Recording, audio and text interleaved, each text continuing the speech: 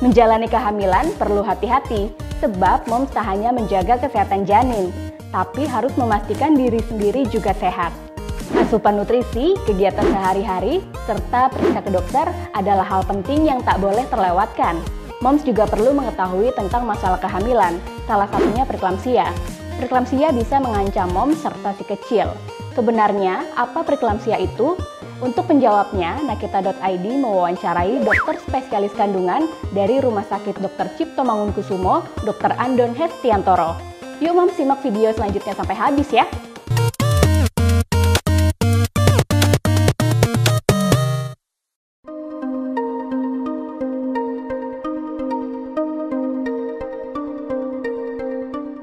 Jadi preeklamsia itu adalah jika dijumpai adanya tekanan darah tinggi atau hipertensi pada ibu yang sedang hamil pada usia kehamilan lebih dari 20 minggu. Walaupun pada umumnya preeklamsia itu terjadi pada usia kehamilan trimester ketiga. Jadi biasanya di atas 34 minggu itu paling sering terjadi, bahkan sudah mendekati mau lahir 38 minggu, 39 minggu begitu. Seringkali juga pasien-pasien ini itu disertai gejala lain seperti tungkai bawah yang bengkak atau pada urinnya itu dijumpai kadar protein yang cukup tinggi. Itu biasanya yang sering menemani kejadian hipertensi dalam kehamilan.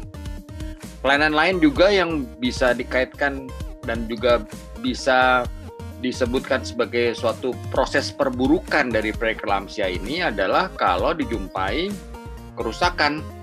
Jadi kadar trombositnya rendah atau enzim-enzim pada hati itu meningkat tinggi atau ada sel-sel darah merah yang lebih pendek umurnya dan cepat rusak disebut dengan hemolisis.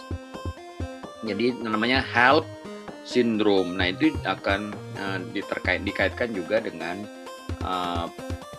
keperburukan pada preeklamsi. Preeklamsi yang tidak dikontrol dengan baik, risikonya akan terjadi eklamsia atau kejang. Nah jadi preeklamsia adalah suatu kondisi sebelum kejang. Jadi kalau sudah hanya hipertensi saja gitu kan, tetapi kalau tidak diatasi dengan baik maka akan terjadi eklamsia atau kejang. Nah kalau sudah kejang lebih berat, sebab ibunya akan terjadi penurunan kesadaran, ibunya tidak bisa bernafas dengan baik, maka oksigen ke bayi pun menjadi berkurang, sehingga kalau kejang yang berulang-ulang akan berakhir dengan kematian janin di dalam kandungan karena kekurangan oksigen.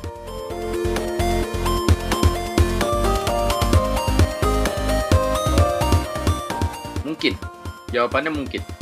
Jadi kalau sudah pernah mengalami preeklamsia pada kehamilan sebelumnya, itu harus dicari apa penyebabnya bisa terjadi preeklamsia. Salah satunya adalah sebenarnya beberapa zat-zat gizi penting seperti vitamin D,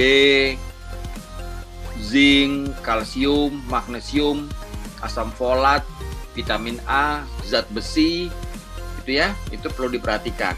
Jadi jangan sampai ibu yang anemia kemudian hamil, ibu yang kekurangan vitamin D kemudian hamil, ini akan berisiko jadi preeklamsia. Atau sebelumnya ada penyakit seperti sindrom ovarium polikistik, itu juga bisa memicu terjadinya preeklamsia dikala ibu ini hamil. Atau ada diabetes mellitus sebelumnya. Jadi sebelum hamil dia ada kencing manis, ini harus diobati dulu, sebab kalau dia hamil itu akan kemudian bisa terjadi preeklamsia.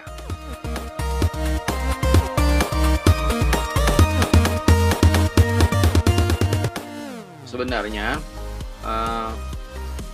proses terjadinya preeklamsia itu terjadi pada saat awal seorang wanita mengalami kehamilan. Jadi pada saat embrio itu masuk ke dalam rahim dan melekat di dinding rahim, itu kalau namanya implantasi ya. Kalau proses implantasi ini tidak sempurna akibat tadi faktor-faktor tadi semua, itulah yang memicu kemudian timbulnya preeklamsia pada kehamilan. Kalau mengobati pada saat hamil itu sudah tidak mungkin lagi. Jadi biasanya dokter hanya menjaga jangan sampai ibu ini kejang.